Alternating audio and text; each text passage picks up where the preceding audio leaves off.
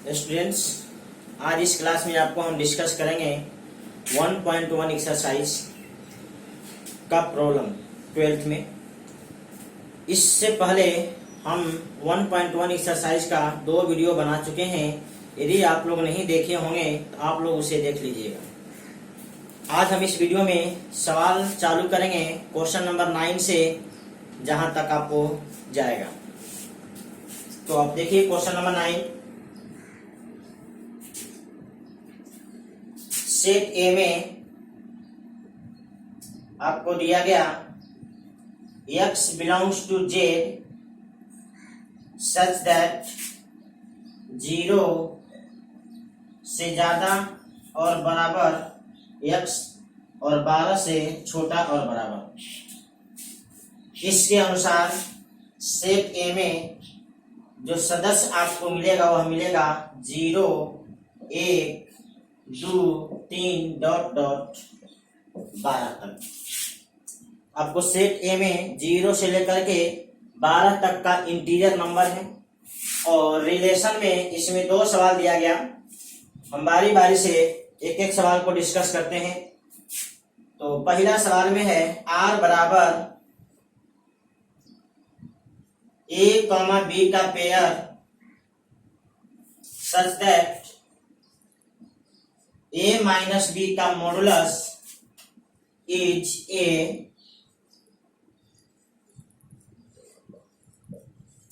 Multiple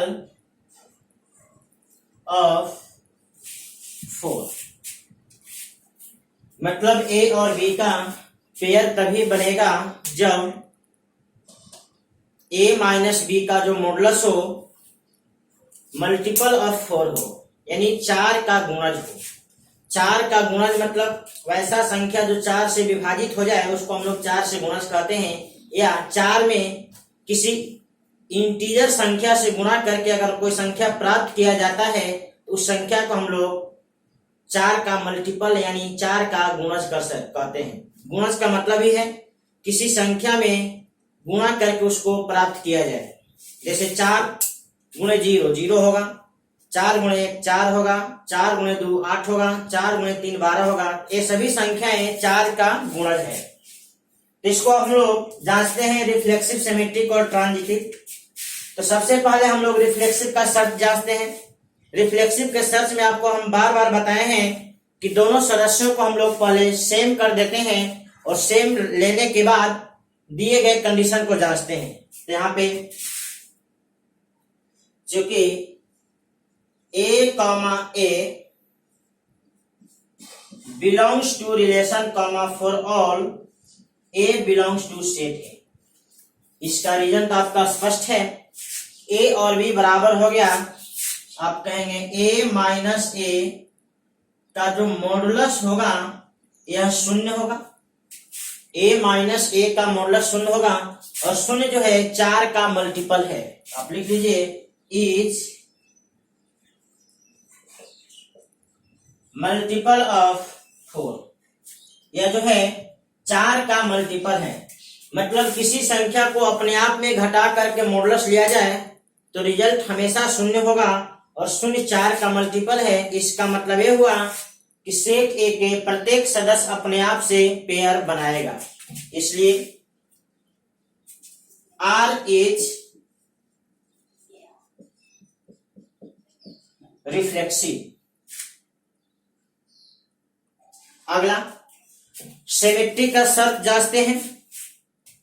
देखिए चूंकि A B belongs to relation and also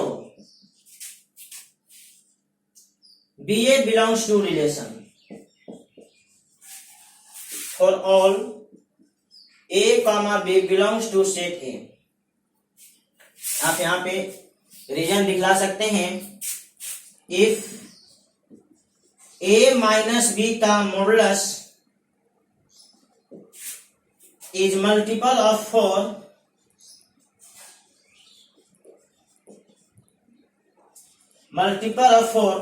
अगर a माइनस b का मॉडुलस 4 का मल्टीपल है तो then also modulus of b minus a is multiple of 4। अगर a माइनस b 4 का गुणज है तो निश्चित रूप से b माइनस a का जो मॉडुलस होगा a भी आपको 4 का गुणज होगा। इसका मतलब यह हुआ a b का पेयर है तो b a का भी पेयर होगा। इसलिए यह रिलेशन जो है सिमेट्रिक होगा। इसलिए यह रिलेशन सिमेट्रिक होगा। अब आ जाइए ट्रांजिटिव पे। तो ट्रांजिटिव का 3 सदस्य को लेकर के हम लोग जांच करते हैं। तो यहाँ पे a माइनस बी का मॉडुलस 4 का मल्टीपल है और b माइनस सी का मॉडुलस 4 का मल्टीपल है, तो निश्चित रूप से a माइनस सी का मॉडुलस भी 4 का मल्टीपल होगा। यही आपका रीजन है। तो आप यहां दिखला सकते हैं रीजन को, a माइनस बी का modulus is multiple of 4 and b minus c का modulus is multiple of 4, then also a minus c का modulus is multiple of 4।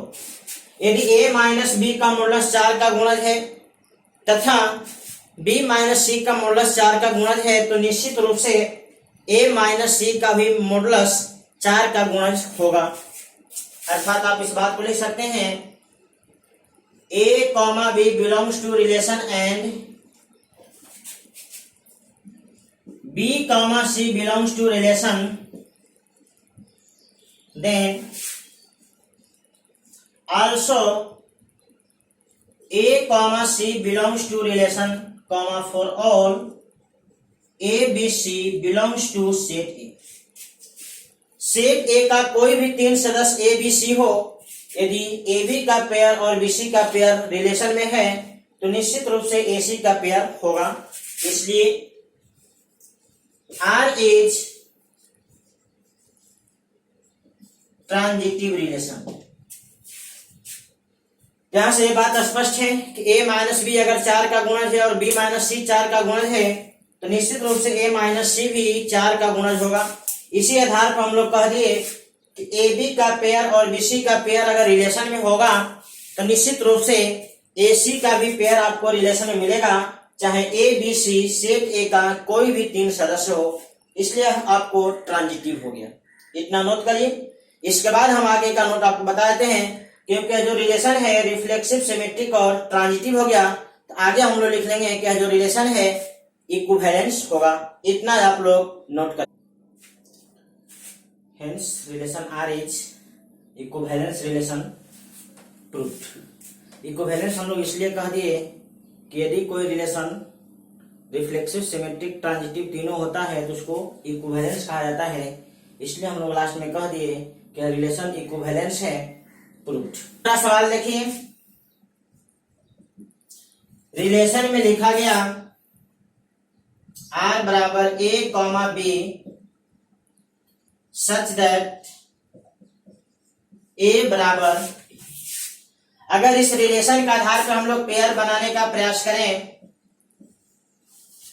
A और B का पेयर होगा जब A और B बराबर होगा, मतलब यहाँ पे बराबर सदस्यों का पेयर है, यानी 0 का पेयर 0 से है, 1 का पेयर 1 से है, 2 का पेयर 2 से है, डॉट डॉट इसी प्रकार से 12 का पेयर 12 से है।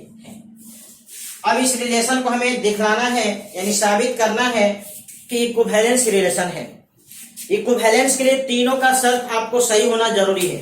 सबसे पहले हम लोग ये देख रहे हैं कि सेट ए के जितने भी सदस्य हैं, प्रत्येक सदस्य अपने आप से पेयर बनाया हुआ है। इस बात को यहाँ पे दिखला दीजिए। A comma A belongs to relation comma for all A belongs to set. चूंकि A कॉमा A का पेयर रिलेशन में है, A सेट A का कोई भी सदस्य हो, इसलिए R is reflexive, R is reflexive. अगला सिमेट्रिक का कंडीशन लिख लीजिए। तो जब देखिए, जब दो पेयर में जब दोनों सदस्य बराबर होते हैं तो ए बी और बी एक ही होता है। ए बी भी यही है, बी ए भी यही है, ए बी बी ए सब आपको वही है, इसलिए आपको सिमेट्रिक में हो जाएगा। लिख लीजिए, चूंकि a comma b belongs to relation and also b comma a belongs to relation for all a comma b belongs to set A, इसलिए आर इज सिमेट्रिक। इस तरह ट्रांजिटिव भी हो जाएगा, चूंकि A B belongs to relation and B C belongs to relation and also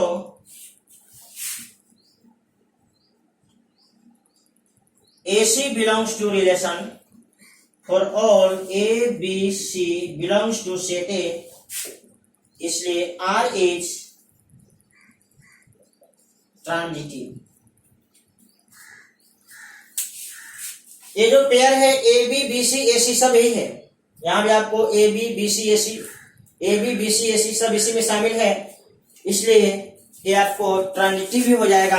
आप इसको note कर लीजिए। और यहां भी आपको क्लियर हो गया कि जो दिया गया रिलेशन है रिफ्लेक्सिव, सिमेट्रिक और ट्रांजिटिव है, इसलिए हम लोग इसको लिख लेंगे कि रिलेशन इक्विवेलेंस है। आप इतना पहले नोट कर लीजिए। Hence relation R is equivalence relation proved।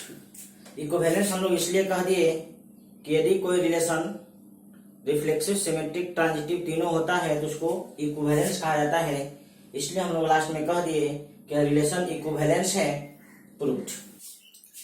इसके सेकेंड पार्ट में एक और क्वेश्चन है, कह रहा है कि एक से जुड़ने वाले कौन कौन सदस्य हैं दोनों केस में। तो पहले वाले रिलेशन में एक से जुड़ने वाला सदस्य आपका एक होगा, क्योंकि एक माइनस एक का जो मॉडुलस होगा मल्टीपल ऑफ 4 होगा। फिर आपका 5 होगा, फिर आपका 9 होगा। यानी एक से जुड़ने वाले सदस्य 1, 5 और 9 है, क्योंकि इन तीनों सदस्यों का डिफरेंस का जो मॉडुलस आएगा वो आपको 4 का मल्टीपल होगा।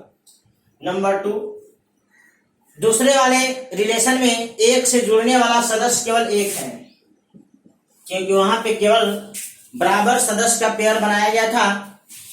अगर सदस्य डिफरेंट है तो उसका पेयर नहीं बनाया गया था, इसलिए दूसरे वाले रिलेशन में एक से जुड़ने वाला सदस्य केवल एक है, एक के अलावा कोई दूसरा नहीं है। ये आपका हो गया आंसर। इसको नोट कर लीजिए।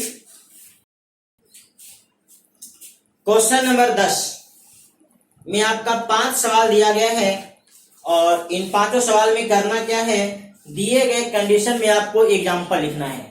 तो जैसे पहला सवाल है, एक ऐसा रिलेशन लिखना है जो सिमेट्रिक हो बट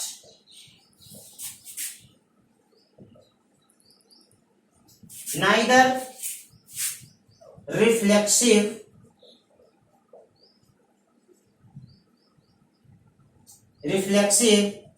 नॉर ट्रांजिटिव। हमें एक ऐसे एग्जाम्पल देना है जो रिलेशन सिमेट्रिक हो लेकिन रिफ्लेक्सिव और ट्रांजिटिव न हो। देख लीजिए ऐसा एग्जाम्पल आप सेट में दिखला दीजिए 1 2 3 और आप रिलेशन में कह दीजिए 1, 2, 2, 1। देख लीजिए यह जो रिलेशन है सिमेट्रिक है लेकिन रिफ्लेक्सिव और ट्रांजिटिव नहीं। सिमेट्रिक इसलिए है कि 1 2 और 2 1 ए बी और बी ए प्रेजेंट है। रिफ्लेक्सिव इसलिए नहीं है क्योंकि सेट में 3 सदस्य था, तीनों का अपने आप से पेयर यहां प्रेजेंट नहीं है। ट्रांजिटिव इसलिए नहीं है कि ए बी है बी सी है लेकिन ए सी नहीं है। क्लियर है? तो ये आपका पहले सवाल का जवाब हो गया। क्वेश्चन नंबर 2, एक ऐसा आपको रिलेशन का एग्जांपल देना है जो ट्रांजिटिव हो but neither reflexive nor symmetric.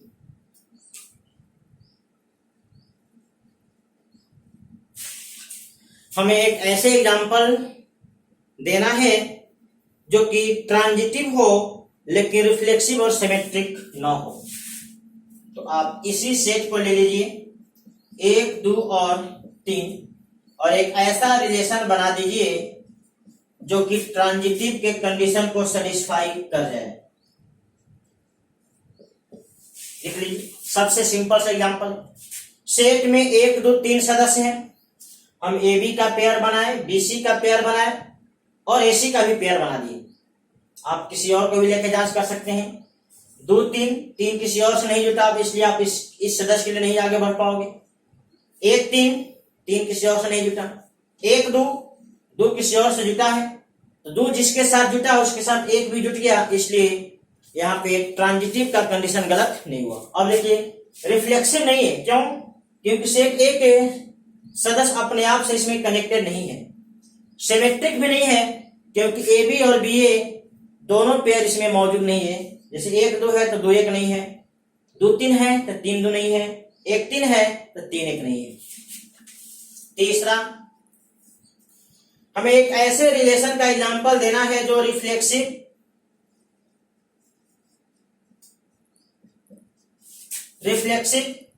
And symmetric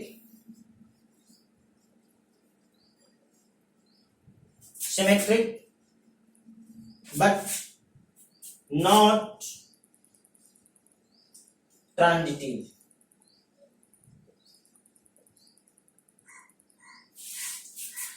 हमें एक ऐसे एग्जांपल देना है जो रिफ्लेक्सिव हो, सिमेट्रिक हो लेकिन ट्रांजिटिव न हो। जैसे इसी सेट को ले लेते हैं।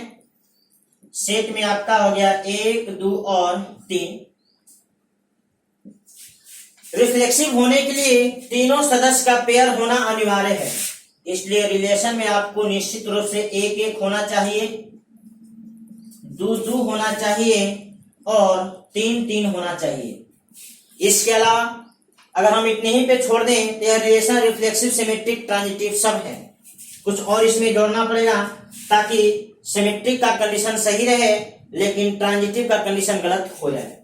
अगर हम लोग इसमें जोड़ देते हैं 1, 2 और 2 और 1, तो यहां तक भी आपका सिमेट्रिक सही है, रिफ्लेक्सिव तो हो ही गया है, ट्रांजिटिव भी सही है क्योंकि यहां पे जांचेंगे 1, 2, 2, 1, 1, 1 प्रेजेंट है, 2, 1, 1, 2, फिर 2, 2 प्रेजेंट है। अभी भी आपका तीनों रिलेशन है। अब इसमें एक और हम जोड़ देते हैं 1, 3, 3, 1, 1, 3, 3, 1। तो यहां पे देख लीजिए 1, 3, 3, 1, 1, 1 है, 3, 1, 1, 3, 1, 3 है। तो यहां पे अगर हम लोग प्रत्येक सदस्य पे कुछ जांच करें तो कहीं ना कहीं आपको प्रॉब्लम होगा। जैसे यहां पे आपको जांच करके दिखला दे रहे हैं ए बी, बी सी और ए सी।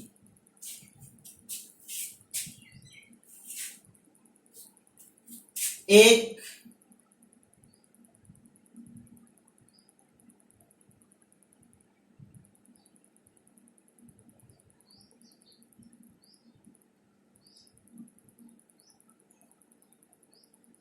दो 1 से जुटा।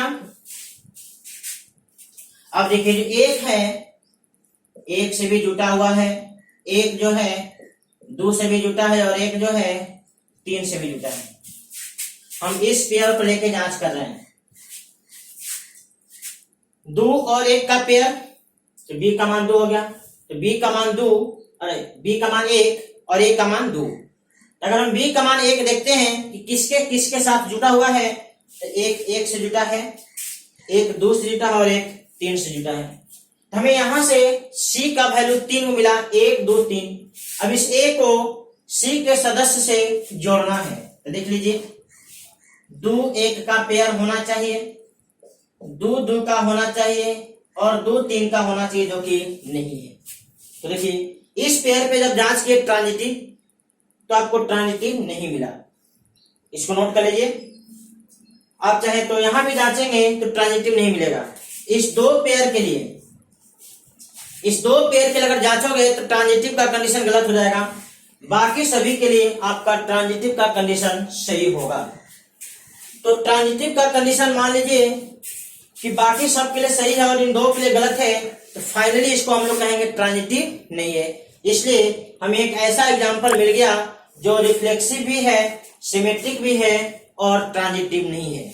आपको यहाँ जांच करके दिखला दिए हैं, इसको आप हिंट में जरूर बगल में लिख लेंगे। तो आपको 10 का 3 सवाल हुआ, इतना नोट करिए। आगे और भी 2 सवाल हम डिस्कस कर देते हैं। अब चौथा में reflexive and transitive but not symmetric. Set वही ले लेते हैं 1 2 3। रिलेशन को रिफ्लेक्सिव होना चाहिए, इसलिए सेट ए के प्रत्येक सदस्य का पेयर इसमें मौजूद होना चाहिए। 1 1 होना चाहिए, 2 2 होना चाहिए और 3 3 होना चाहिए। साथ में आपका सिमेट्रिक नहीं भी होना चाहिए। अभी तक हम लोग देखे हैं तो तीनों रिलेशन इसमें सेटिस्फाइड है। कुछ और इसमें जोड़ दीजिए, जैसे 1 2 जोड़ दीजिए, 2 3 जोड़ दीजिए और 1 3 जोड़ दीजिए। अब बात देखिए, ट्रांजिटिव का कंडीशन गलत नहीं है, लेकिन सिमेट्रिक का कंडीशन गलत है, क्योंकि 2 1 है और 1 2 है तो 2 1 नहीं है, 2 3 है तो 3 2 नहीं है, 1 3 है तो 3 1 नहीं है। ये आपका एग्जाम्पल हो गया कि रिलेशन रिफ्लेक्सिव है, ट्रांजिटिव है, लेकिन सिमेट्रिक नहीं है। एक और इसमें एग्जाम्पल देना है क्वेश्चन नंबर 5 के लिए। रिलेशन को सिमेट्रिक एंड ट्रांजिटिव होना चाहिए बट नॉट रिफ्लेक्सिव। हमें ऐसे एग्जाम्पल देना है जिसमें आपको सिमेट्रिक और ट्रांजिटिव हो लेकिन रिफ्लेक्सिव न हो। सेट वही ले लेते हैं 1 2 और 3। रिलेशन लिख दीजिए 1 2 2 1 1 1 2 2। देख लीजिए, इस रिलेशन में सेट ए के 2 सदस्य का पेयर अपने आप से, लेकिन तीसरे का पेयर अपने आप से नहीं है, इसलिए निश्चित रूप से रिफ्लेक्सिव नहीं होगा। अब सिमेट्रिक जांच करिए, A B B A B B A B B. अब ए बी बी सी ए सी है, ए बी बी सी ए सी है। यानी आपका सवाल नंबर 10 का 5वां सवाल का हम बारी बारी से एग्जाम्पल दे दिए, जिस तरह का आपको एग्जाम्पल मांगा था। आप इसको क्वेश्चन नंबर 11 पे आ जाइए। कह रहा कि सेट ए में all points in a plane, किसी समतल में जितने भी पॉइंट हैं उन सभी पॉइंट इस सेट के सदस्य हैं। और किसी समतल में आपको अनंत पॉइंट होता है, जैसे मान लीजिए कि बोर्ड ही है, यह एक समतल है, इस बोर्ड में जितने भी पॉइंट होंगे सब इसके सेट के सदस्य हैं। और बताइए बोर्ड में कितने पॉइंट होंगे? अनंत, मतलब इसमें आपको अनंत सदस्य है। चलिए रिलेशन में देख लीजिए क्या कह रहा है। P और Q ये 2 पॉइंट है, P और Q 2 पॉइंट है। इन दोनों पॉइंटों का डिस्टेंस यानी दूरी मूल बिंदु से अगर बराबर होगा तो एक पेयर आपस में बनाएंगे, अदरवाइज पेयर आपस में नहीं बनाएंगे। यहाँ पे शर्त लिखा ही गया है, distance of the point P from the origin is same as the distance of the point Q from the origin. P point का मूल बिंदु से दूरी और Q पॉइंट का मूल बिंदु से दूरी, ये दोनों दूरी बराबर होगा तो P Q आपस में पेयर बनाएगा, अदरवाइज पेयर नहीं बनाएगा। तो आपका रिलेशन यही है। अब हमें इसमें रिफ्लेक्सिव, सिमेट्रिक और ट्रांजिटिव तीनों के शर्त को जांचना है। यदि तीनों का शर्त सही होता है तो हम लोग कहेंगे यह रिलेशन इक्विवेलेंस है, और हमें साबित करके दिखलाना है कि यह रिलेशन इक्विवेलेंस है। अब चलिए सबसे पहले हम चलते हैं रिफ्लेक्सिव के लिए। तो P, P, P और Q दोनों एक ही पॉइंट को मान लेते हैं। किसी एक पॉइंट को ही P और Q भी कह दें, यानी P और P, किसी भी पॉइंट को Q के जगह पे P ही कर दो। तो किसी एक ही पॉइंट को P और Q दोनों मान लिया जाए तो फिर उन दोनों पॉइंट का डिस्टेंस मूल बिंदु से हमेशा सेम होगा। यानी एक पॉइंट को आप किसी भी तरह से मूल बिंदु से डिस्टेंस निकालोगे दो बार, डिस्टेंस में कभी परिवर्तन नहीं होगा। इसलिए आपको यहाँ पे P का मूल बिंदु से दूरी और P का मूल बिंदु से दूरी दोनों क्या होगा, इक्वल होगा। इसलिए P और P का पेयर बनेगा, चाहे P सेट A का कोई भी पॉइंट हो। कोई भी पॉइंट ले लीजिए समतल का, उसका मूल बिंदु से दूरी और पुनः उसका मूल बिंदु से दूरी निकालेंगे तो इक्वल होगा। P का मूल बिंदु से दूरी और P का मूल बिंदु से दूरी इक्वल होगा, इसलिए P का पेयर बनेगा। इसलिए यह रिलेशन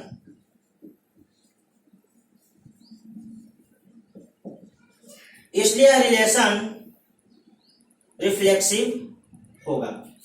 अब देखिए सिमेट्रिक के लिए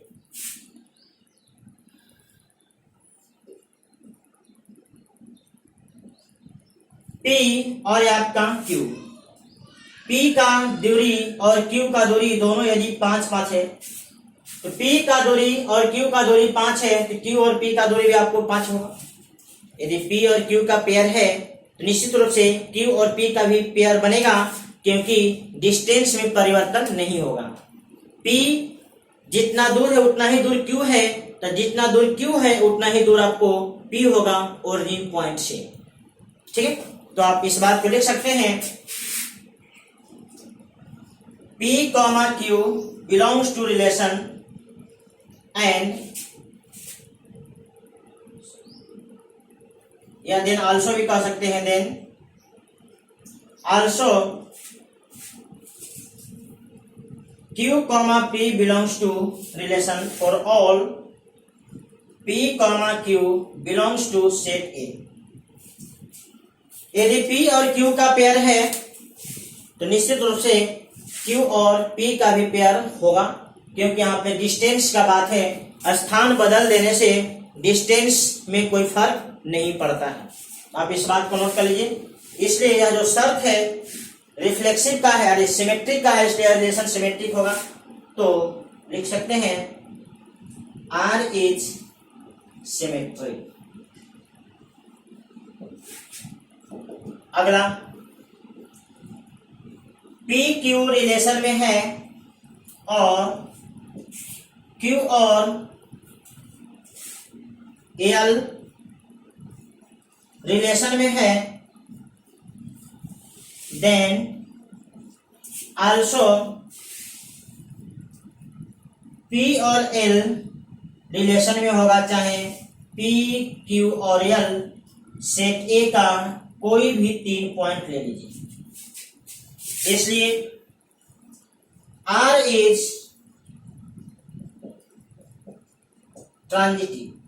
अब इस बात को समझ लीजिए, P और Q का दूरी मूल बिंदु से बराबर है और Q और L का दूरी मूल बिंदु से बराबर है, तो निश्चित रूप से P और L का भी दूरी मूल बिंदु से बराबर ही होगा।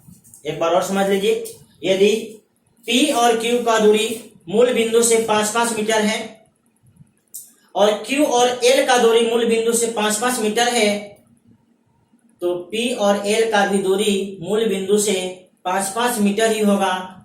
डिस्टेंस में आपको फर्क नहीं होगा। यही आपको हम समझा रहे हैं यहाँ पे कि अगर पी क्यू का पेयर और क्यू एल का पेयर, पी क्यू का पेयर और क्यू एल का पेयर रिलेशन में है, दोनों रिलेशन में है, तो निश्चित रूप से पी और एल का रिलेशन में होगा, चाहे पी क्यू एल समतल का कोई भी 3 पॉइंट हो।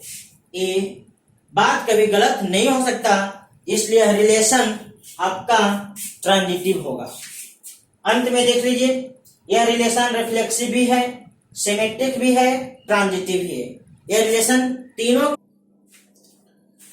Hence relation R is equivalence relation proved. Equivalence हम लोग इसलिए कह दिए कि यदि कोई रिलेशन रिफ्लेक्सिव, सिमेट्रिक, ट्रांजिटिव तीनों होता है तो उसको इक्विवेलेंस कहा जाता है, इसलिए हम लोग लास्ट में कह दिए कि रिलेशन इक्विवेलेंस है, प्रूव्ड। क्वेश्चन नंबर 11 के सेकेंड पार्ट में आपको यह साबित करना है कि बिंदु P जो कि ओरिजिन पॉइंट नहीं है, तो P बिंदु से जितने भी बिंदु संबंधित होंगे, जितने भी बिंदु पेयर बनाएंगे, यानी उन सब बिंदुओं को लिया जाए तो आपको एक वृत्त बनेगा जिसका केंद्र ओरिजिन होगा। ये आपको साबित करना है। तो देख लीजिए, बिंदु P यहाँ पे आपको ओरिजिन है, हम ओरिजिन छोड़ करके कहीं भी एक जगह ले लेते हैं P, और इस P का मूल बिंदु से जो डिस्टेंस है, हम इस डिस्टेंस को दिखला देते हैं R। R का मान कुछ भी हो सकता है। अब बिंदु P से जो पॉइंट कनेक्ट होगा, मान लीजिए पहला पॉइंट आपको कनेक्ट है P1, तो इसका भी दूरी आपको R होगा। दूसरा पॉइंट आपका कनेक्ट है P2, तो मूल बिंदु से इसका भी डिस्टेंस आपको R होगा। इसी प्रकार से तीसरा पॉइंट कनेक्ट है P3, ये भी आपको मूल बिंदु से R होगा। इसी प्रकार से चौथा पॉइंट कनेक्ट है P4, इसका भी डिस्टेंस आपको R होगा, क्योंकि P पॉइंट से वही पॉइंट कनेक्ट होगा जिसका डिस्टेंस R हो, क्योंकि P का दूरी मूल बिंदु से R है।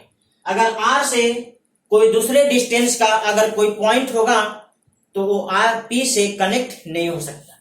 चलिए, तो इस तरह से ऐसे बहुत सारे पॉइंट मिल रहे हैं जो P से कनेक्टेड है। जैसे पॉइंट कौन कौन है? P1, P2, P3 dot dot dot, और इसमें आप Pn कह दीजिए, ये भी आपको डिस्टेंस R पे अवेलेबल है। तो हमें साबित करना है कि इन सभी पॉइंटों को मिलाने से जो बिंदु पथ बनेगा वह एक वृत्त होगा। तो गौर करिए, फिगर से आपका स्पष्ट हो गया कि बिंदु P से जुड़ने वाले पॉइंट अगर P1, P2, P3 dot dot Pn है, तो ये सभी मूल बिंदु से R डिस्टेंस पर होंगे, और मूल बिंदु एक फिक्स पॉइंट है। मतलब आप ये कह सकते हो कि जितने भी पॉइंट हैं यह एक निश्चित पॉइंट से बराबर दूरी पे हैं। इसका मतलब ये हुआ कि ये सभी पॉइंट किसी न किसी वृत्त के परिधि पर के पॉइंट हैं, यानी सरकमफ्रेंस के पॉइंट हैं। जब वृत्त के सरकमफ्रेंस के पॉइंट हैं तो उन सभी को जब मिलाएंगे तो एक वृत्त बनेगा जिसका केंद्र ओरिजिन होगा। फिक्स पॉइंट ही आपका केंद्र यानी सेंटर कहलाता है। यही आपको साबित करना था, तो हम लोग इसको लिख लेते हैं। Since all points P1, P2, P3 dot dot Pn are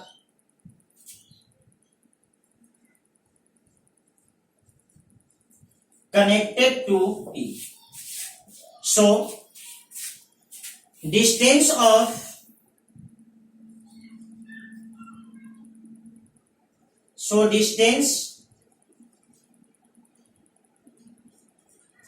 of all points P1, P2 dot dot Pn are same from origin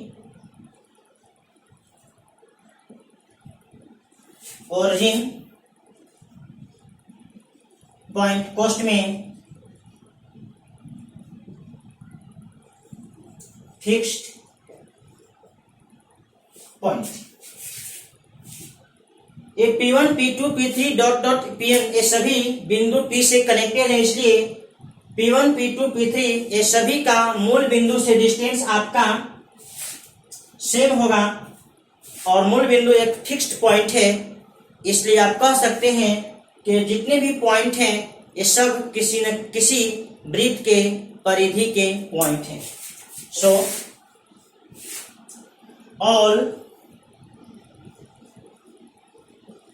these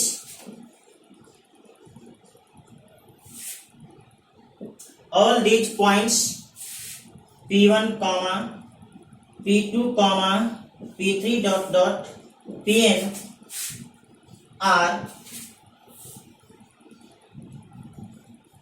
points of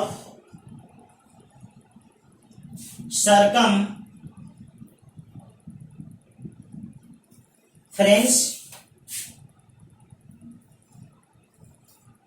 of a circle whose center is origin point root. इसलिए साबित हो गया कि सभी point किसी न किसी वृत्त के परिधि के बिंदु हैं तथा उस वृत्त का जो केंद्र है वह फिक्स पॉइंट मतलब ओरिजिन पॉइंट है। यह बात आपको साबित होगी। तो पुनः आप इस बात को समझ लीजिए, बिंदु P जो कि ओरिजिन पॉइंट नहीं है, इस समतल में कहीं भी हम लोग एक जगह पे पॉइंट P ले लिए, पॉइंट P का दूरी मूल बिंदु से R है, इसलिए P1 P2 P3 dot dot Pn ये सभी पॉइंट P से कनेक्टेड है, इसलिए इन सभी पॉइंटों का डिस्टेंस इस केंद्र मतलब मूल बिंदु से R होगा। और जब ये सभी पॉइंटों का मूल बिंदु से डिस्टेंस R है, ऐसा शर्त सिर्फ आपको सर्किल में मिलता है कि आपको हम लोग जानते हैं सर्किल में सरकमफ्रेंस के जितने भी पॉइंट होते हैं उन सभी पॉइंटों का डिस्टेंस उसके केंद्र से बराबर होता है। तो ऐसा ही शर्त हमें मिला, इसलिए उसी आधार पर हम लोग कह दिए कि जितने भी पॉइंट हैं P1 P2 P3 dot dot Pn जो P से कनेक्टेड हैं ये सभी किसी न किसी वृत्त के परिधि के बिंदु हैं तथा उस वृत्त का केंद्र ओरिजिन पॉइंट है। साबित हो गया। क्वेश्चन नंबर 12 में आपको जो सेट है सेट ए, इसमें कहा गया है all type of triangle. All type triangle मतलब इसमें हर प्रकार का ट्रायंगल और हर साइज का ट्रायंगल होगा।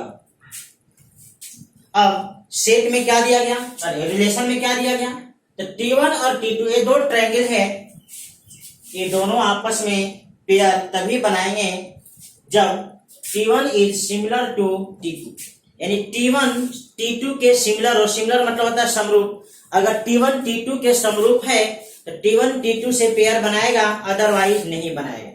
अब इस कंडीशन को हमें रिफ्लेक्सिव, सिमेट्रिक और ट्रांजिटिव तीनों में जांचना है। तो फर्स्ट ऑफ ऑल हम लोग रिफ्लेक्सिव के लिए जांचते हैं। क्या करते हैं, T1 T2 दोनों सेम ट्रायंगल को कह देते हैं, यानी T1 और T1 ये दोनों आपका सेम ट्रायंगल हो गया। जब ये दोनों सेम ट्रायंगल है तो आप पढ़े होंगे कि हर त्रिभुज अपने आप का समरूप होता है। तो T1 इज समरूप होगा T2 के, यहाँ पर लिखेंगे T1 belongs to relation T1 belongs to set A. इसलिए यहाँ पे हर सदस्य का पेयर अपने आप से बना, इसलिए कहेंगे R इज रिफ्लेक्सिव रिलेशन। यहाँ पे कह सकते हैं T1 इज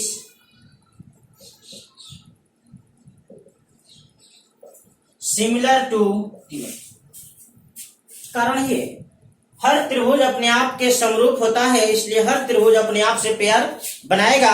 इस बात को हम लोग यहां दिखला दिए और कह दिए कि रिफ्लेक्सिव। अगला T1 comma T2 belongs to relation, मतलब T1 T2 के समरूप है, then also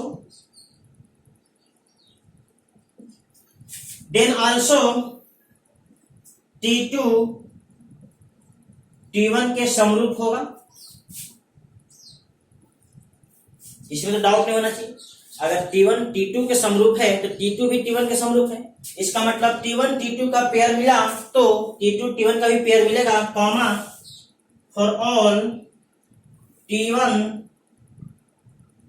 comma T2 belongs to set. इसलिए यह रिलेशन आर सिमेट्रिक हो। आप यहां पर रीजन दिखला सकते हैं, if T1 is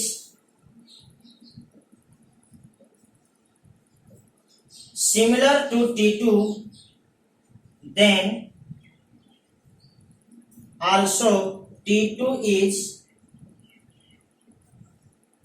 similar to T1। अगर T1 T2 के सिमिलर है तो T2 भी T1 के सिमिलर होगा। इसी बात को हम लोग ध्यान में रखते हुए हम लोग यह कह दिए कि T1 T2 का पेयर होगा तो T2 और T1 का भी पेयर होगा for all T1 T2 belongs to set A, इसलिए सिमेट्रिक है। अब आ जाइए ट्रांजिटिव में, T1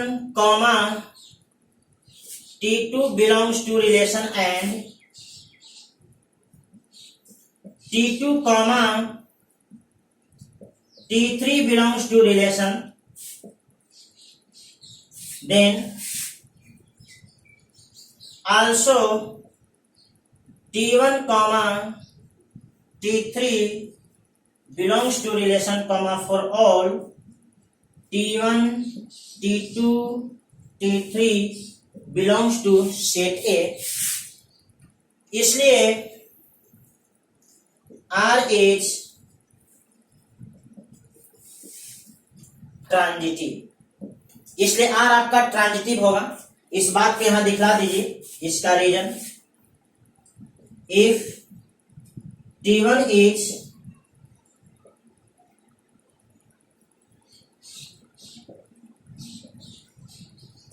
similar to T2 and T2 is similar to T3 then T1 is also similar to T3। अगर T1 T2 के समरूप है और T2 T3 के समरूप है तो निश्चित रूप से T1 भी T3 के समरूप होगा। इसी बात को हम लोग ध्यान में रखते हुए आप कह दिए कि T1 T2 का पेयर है और T2 T3 का पेयर है तो निश्चित रूप से T1 T3 का पेयर मिलेगा, इसलिए यह रिलेशन ट्रांजिटिव है। इसको नोट कीजिए। और लास्ट में हम लोग लिखेंगे, क्योंकि रिलेशन रिफ्लेक्सिव, सिमेट्रिक और ट्रांजिटिव हो गया, तो लास्ट में हम लिख देंगे कि रिलेशन इक्विवेलेंस है। इसको नोट कर लीजिए। Hence relation R is equivalence relation proved. Equivalence हम लोग इसलिए कह दिए कि यदि कोई रिलेशन रिफ्लेक्सिव, सिमेट्रिक, ट्रांजिटिव तीनों होता है तो उसको इक्विवेलेंस कहा जाता है। इसलिए हम लोग लास्ट में कह दिए कि रिलेशन इक्विवेलेंस है, प्रूव्ड। इसका सेकेंड पार्ट, सवाल में तीन त्रिभुज का साइड का लंबाई दिया गया है। जैसे आप त्रिभुज T1 कह दीजिए और इसके साइड का लंबाई है 3, 4 और 5। दूसरे त्रिभुज को आप T2 कह दीजिए, इसके साइड का लंबाई है आपका 5, 12 और 13। और तीसरा त्रिभुज T3 कह दीजिए, इसके साइड का लंबाई है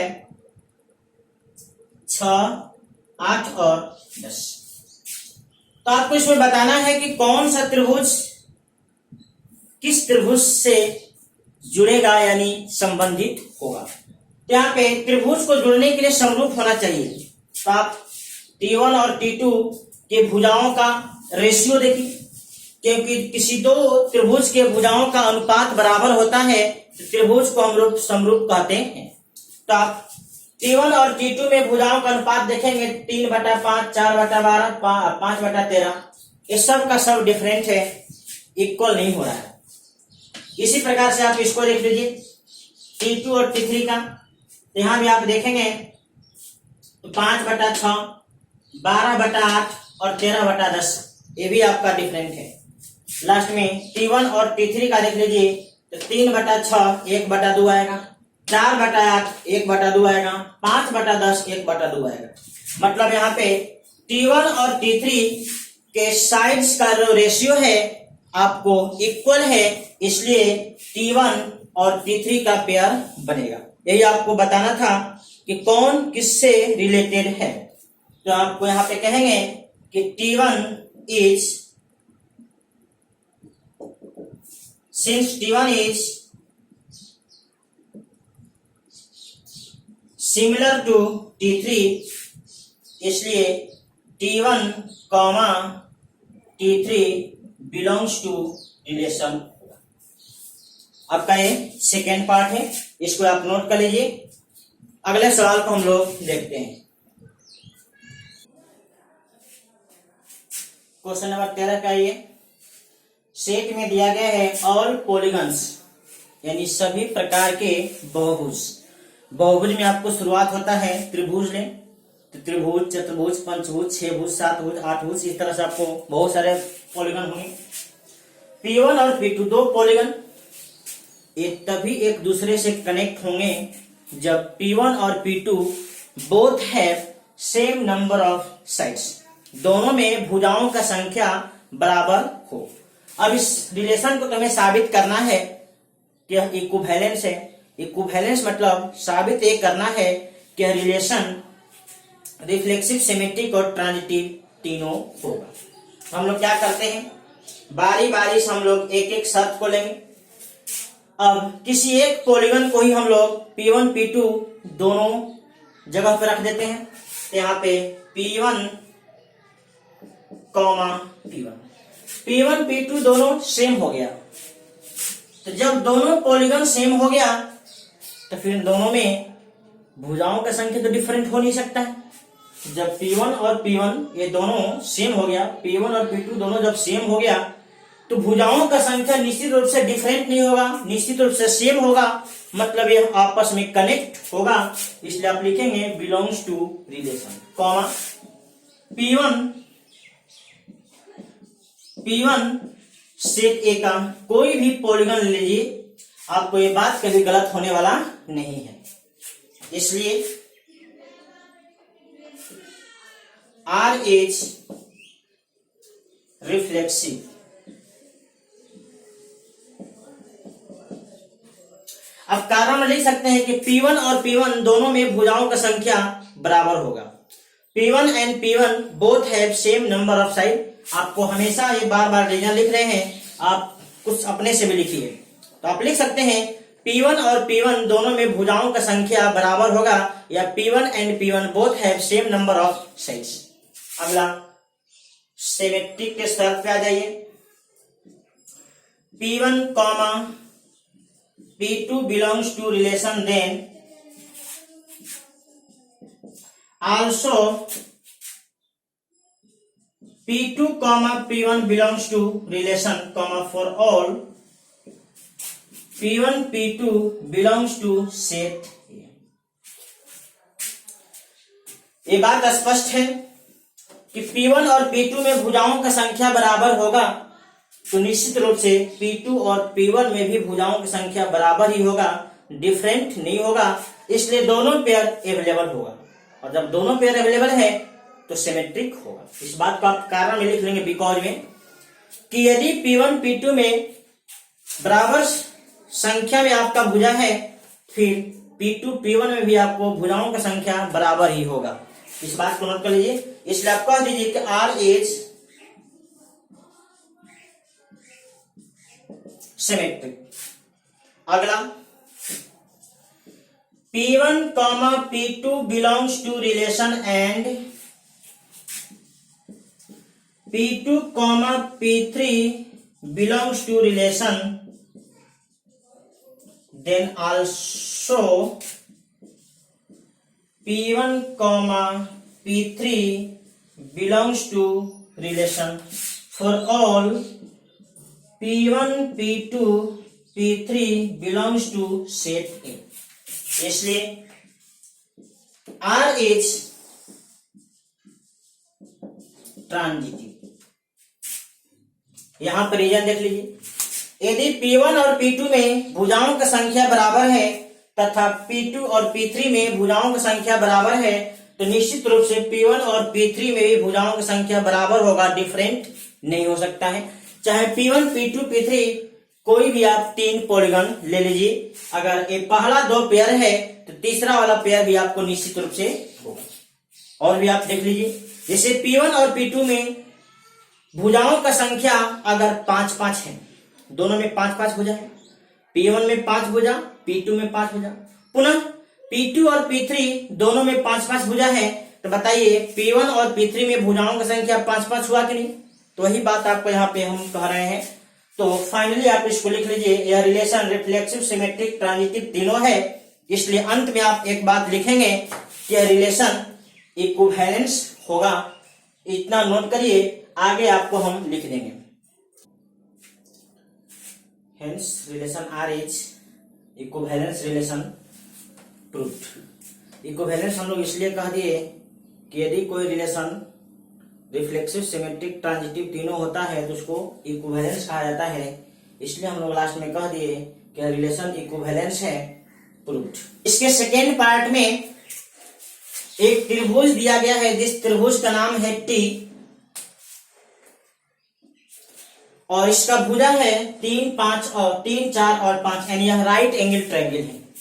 मिला जुला के इस पॉलीगन में 3 भुजा है, तो आपसे सवाल पूछा गया है इस पॉलीगन से कनेक्ट होने वाले सेट ए के कौन कौन से पॉलीगन होंगे। तो यहां पे देखिए, कंडीशन है कि दो पॉलीगन तभी आपस में कनेक्ट होगा जब दोनों में भुजाओं का संख्या बराबर है।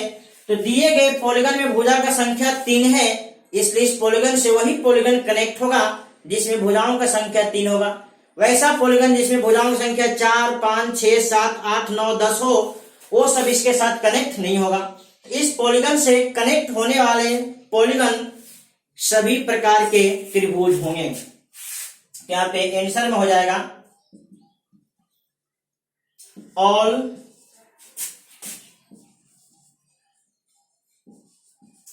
Types of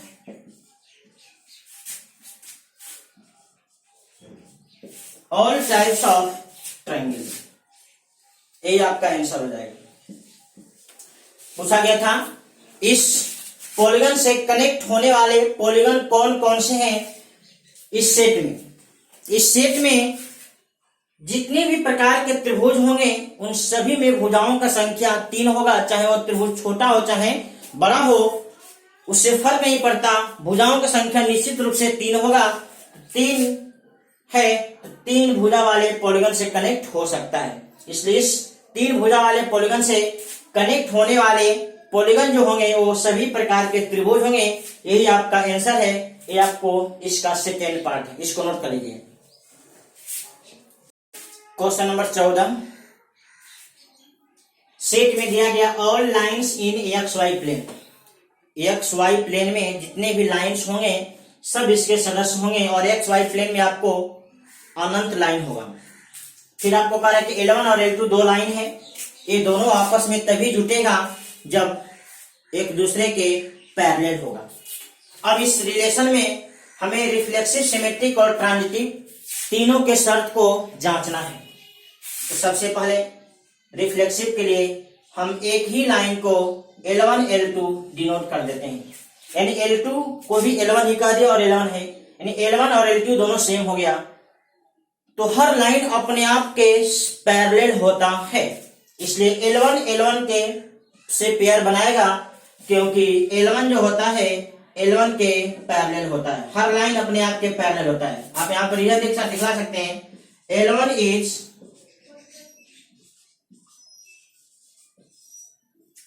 parallel to L1। L1 is parallel to L1, आपको ये रीजन हो गया, कारण हो गया। इसलिए R इज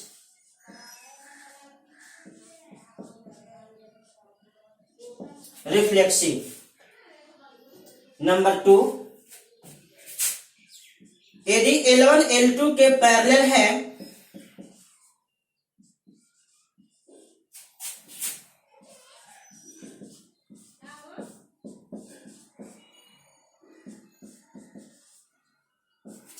यदि L1 L2 के पैरेलल है तो क्या L1 L2 के पैरेलल होगा कि नहीं? निश्चित रूप से होगा। अगर L1 L2 के पैरेलल है तो L2 भी L1 के पैरेलल होगा, इसमें डाउट की कोई बात नहीं है। इसलिए अगर L1 L2 का पेयर मिला तो निश्चित रूप से L2 L1 का पेयर मिलेगा। For all L1, L2 belongs to set A, इसलिए R इज सिमेट्रिक। अगला ट्रांजिटिव का बात कर लिया जाए। L1, L2 belongs to relation and L2, L3 belongs to relation, then also L1, L3 belongs to relation for all L1, L2, L3 belongs to set A. So R is transitive. यहां पे आप reason देख लीजिए। L1 L2 के parallel और L2 L3 के parallel, इसलिए L1 और L3 भी आपस में पैरेलल होगा निश्चित रूप से। इसमें कोई सस्पिशन वाली बात नहीं है। इसलिए हम लोग यहाँ पे ये कह रहे हैं कि L1 L2 का पेयर होगा और L2 L3 का पेयर होगा, तो निश्चित रूप से L1 L3 का पेयर होगा। L1 L2 L3 XY plane का कोई भी 3 लाइन ले लीजिए, ये बात कभी गलत होने वाला नहीं है। इसलिए R इज ट्रांजिटिव रिलेशन। यहां भी आपको relation R reflexive, symmetric, transitive तीनों हो गया। इसलिए अंत में हम लोग लिख लेंगे कि R जो है इक्विवेलेंस रिलेशन है, साबित हो जाएगा। आप इसको नोट कर लीजिए।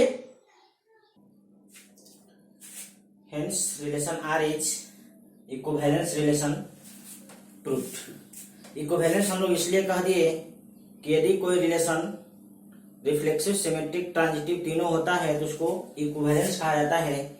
इसलिए हम लोग लास्ट में कह दिए कि रिलेशन इक्विवेलेंस है, प्रूव्ड। अब इसके सेकेंड पार्ट में आ जाइए। सेकेंड पार्ट में कह रहा कि कोई एक लाइन है, जिस लाइन का इक्वेशन है y बराबर 2x प्लस 4।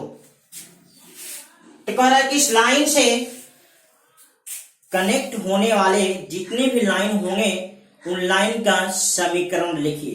तो बताइए यहां पे नियम के अनुसार एक लाइन दूसरे लाइन से तभी जुटेगा जब वह पैरेलल होगा। इस लाइन से कनेक्ट होने वाले जितने भी लाइन होंगे सब इसी के पैरेलल होंगे।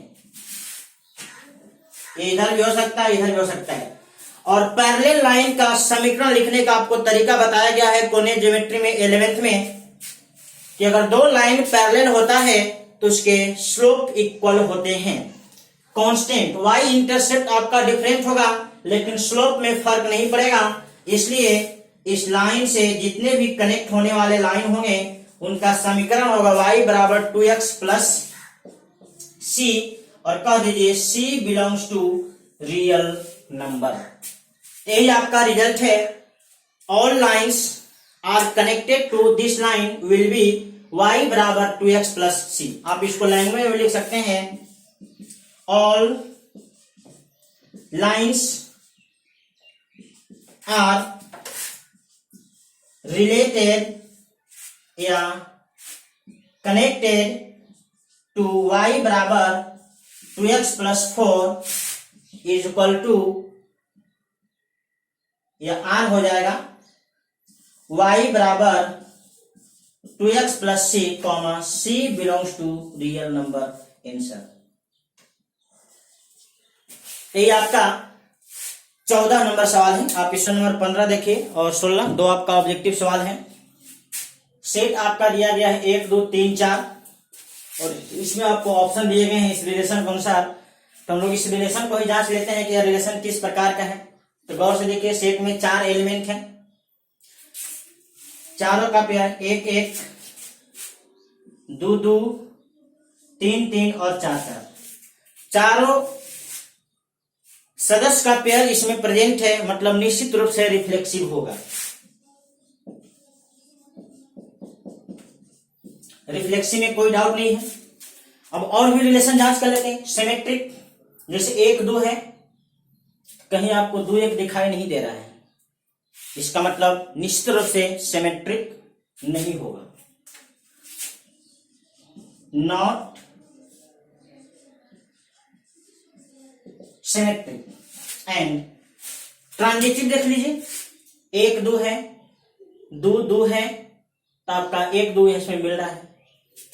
तो ट्रांजिटिव आपको इसमें कहीं गलत नहीं दिख रहा है। अगर कहीं गलत दिखता है तो बताइए, आपको हर जगह जांच लीजिए। 1 3 पे जांचिए, तो 3 3 से जुटा, 3 2 से जुटा, 1 3 का पेयर और 1 2 का पेयर होना चाहिए, जो कि है। आप देख लीजिए, इस प्रकार से ट्रांजिटिव है। तो ऐसा आपको ऑप्शन दिया गया उसमें कि रिलेशन आर जो है रिफ्लेक्सिव है, ट्रांजिटिव है, लेकिन सिमेट्रिक नहीं है, तो वो वाला आपका ऑप्शन सही हो जाएगा। क्वेश्चन नंबर 16 में आ जाइए। सेट में आपको दिया गया है नेचुरल नंबर और रिलेशन में दिया गया ए और बी कनेक्ट होगा कब? जब b माइनस 2 बराबर a होगा और b का मान a से छोटा होगा। मतलब दूसरे सदस्य का मान 6 से ज्यादा होना चाहिए। तो 6 से ज्यादा वाला 3 सदस्य है, ये तो गायब हो जाएगा। अब दूसरा सदस्य पहला सदस्य से 2 ज्यादा होना चाहिए। देखिए यहाँ पे 5 ज्यादा, यहाँ 2 ज्यादा, यहाँ पे 1 ये तो है ही नहीं, ये तो कम ही है, इसलिए सी ऑप्शन आपका सही है। बाकी सब आपका ऑप्शन गलत है। आप इस प्रकार से इसको नोट कर लीजिए। अभी आपको हम 1.1 एक्सरसाइज जो 12th का फर्स्ट एक्सरसाइज है, इसका हम पूरा सवाल डिटेल में डिस्कस कर दिए हैं। आप इस वीडियो को देख करके सभी सवाल बना लीजिए और जहां कहीं भी कंफ्यूजन हो आप हमसे कांटेक्ट कर सकते हैं। मेरे चैनल का नाम है ऑनलाइन स्टडी मैथ और मेरा व्हाट्सएप नंबर है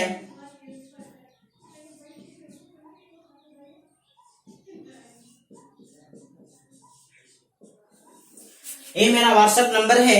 इस नंबर से भी आप हमें कांटेक्ट कर सकते हैं। नोट कर लीजिए।